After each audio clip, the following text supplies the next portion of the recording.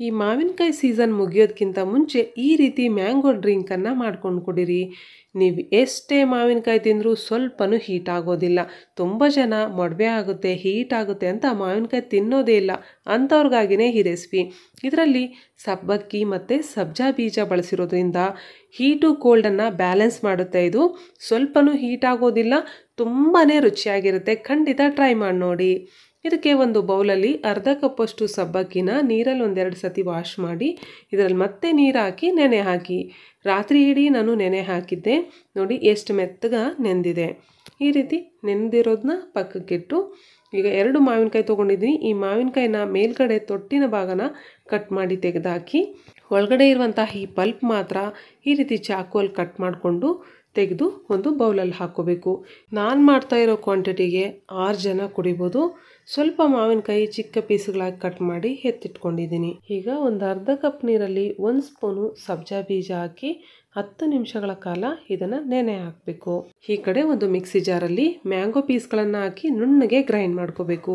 ಇದು ಪಕ್ಕಕ್ಕಿಟ್ಟು ಗ್ಯಾಸ್ ಮೇಲೆ ಒಂದು ಕಡಾಯಿ ಇಟ್ಕೊಂಡು ಸಬ್ಬಕ್ಕಿನ ಹಾಕಿ ಆ ಸಬ್ಬಕ್ಕಿಗೆ 1 ಕಪ್ ಸಬ್ಬಕ್ಕಿಗೆ 1.5 ಕಪ್ ನೀರು ಹಾಕಿ ಈ ರೀತಿ ಮೆತ್ತಗೆ ಬೇಯಿಸ್ಕೋಬೇಕು.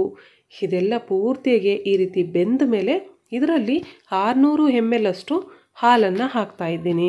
ಹಾಲು ನೀರು ಈಕ್ವಲ್ ಕ್ವಾಂಟಿಟಿಯಲ್ಲೂ ಸಹ ಹಾಕ್ಬೋದು ನೀವು. ಇದರಲ್ಲಿ ಅರ್ಧ ಕಪ್ಪು ಸಕ್ಕರೆ ಹಾಕಿದ್ದೀನಿ. ಹಾಗೆ 1 ಸ್ಪೂನ್ ಕಾರ್ನ್ಫ್ಲೋರ್ಗೆ ಅರ್ಧ ಸ್ಪೂನ್ ಅರಿಶಿಣ ಪುಡಿ, ಸ್ವಲ್ಪ ಹಾಲು ಹಾಕಿ ಮಿಕ್ಸ್ ಮಾಡಿ ಇಟ್ಕೋಬೇಕು. ಅರಿಶಿಣದ ಪುಡಿ ಎಲ್ಲರ ಮನೆಯಲ್ಲೂ ಇರುತ್ತೆ ಅಂತ ನಾನು ಅರಿಶಿಣದ ಪುಡಿ ಹಾಕಿ ತೋರಿಸಿದ್ದೀನಿ. ನಿಮಗೆ ಇಷ್ಟ ಇಲ್ಲಾಂದರೆ ಫುಡ್ ಕಲರ್ ಹಾಕ್ಬೋದು, ಇಲ್ಲಾಂದರೆ ಕುಂಕುಮದ ಆದರೂ ಹಾಲಲ್ಲಿ ನೆನೆಸಿ ಹಾಕ್ಬೋದು. ಈಗ ಈ ಮಿಕ್ಸನ್ನು ಹಾಕ್ತಾ ನಿಧಾನಕ್ಕೆ ಮಿಕ್ಸ್ ಮಾಡಿ ಲಂಪ್ಸ್ ಆಗೋದಿಲ್ಲ. ಈ ರೀತಿ ಮಾಡೋದ್ರಿಂದ ಅರ್ಧ ಸ್ಪೂನ್ ಏಲಕ್ಕಿ ಪೌಡರ್ ಹಾಕಿ ಚೆನ್ನಾಗಿ ಮಿಕ್ಸ್ ಮಾಡಿ ಒಂದು 3 ನಿಮಿಷಗಳ ಕಾಲ ಕುದಿಸ್ಬೇಕು. ಇದನ್ನು ಕುದಿಸ್ತಾ ಸ್ವಲ್ಪ ಗಟ್ಟಿ ಆಗುತ್ತೆ. 3 ನಿಮಿಷ ಆದಮೇಲೆ ಒಂದು ಮಿಕ್ಸಿಂಗ್ ಬೌಲಲ್ಲಿ ಇದನ್ನು ಹಾಕಬೇಕು. ಆನಂತರ ಮಿಕ್ಸಿಯಲ್ಲಿ ಗ್ರೈಂಡ್ ಮಾಡುವಂತಹ ಮ್ಯಾಂಗೋ ಪ್ಯೂರಿನ ಹಾಕಿ ನಿಧಾನಕ್ಕೆ ಈ ರೀತಿ ಮಿಕ್ಸ್ ಮಾಡಿ. ಇದು ಸ್ವಲ್ಪ ಗಟ್ಟಿ ಅನಿಸಿದ್ರೆ ಹಾಲಾದರೂ ಮಿಕ್ಸ್ ಮಾಡ್ಬೋದು, ಇಲ್ಲ ಅಂದರೆ ಐಸ್ ಕ್ಯೂಬ್ಸ್ ಆದರೂ ಇದರಲ್ಲಿ ಹಾಕ್ಬೋದು. ಈಗ ಸ್ವಲ್ಪ ಡ್ರೈ ಫ್ರೂಟ್ಸ್ ಹಾಕಿ ಅದ್ರ ಜೊತೆಗೆ ಈ ಸಬ್ಜಾ ಬೀಜ ನೆನೆಸಿರೋದು ಸಹ ಹಾಕಿ ಚೆನ್ನಾಗಿ ಮಿಕ್ಸ್ ಮಾಡಿ. ನೋಡಿ ಸ್ವಲ್ಪ ಗಟ್ಟಿಯಾಗೇ ಇದೆ. ನಿಮಗೆ ಬೇಕಂದರೆ ತೆಳ್ಳಗೂ ಸಹ ಮಾಡ್ಕೋಬೋದು.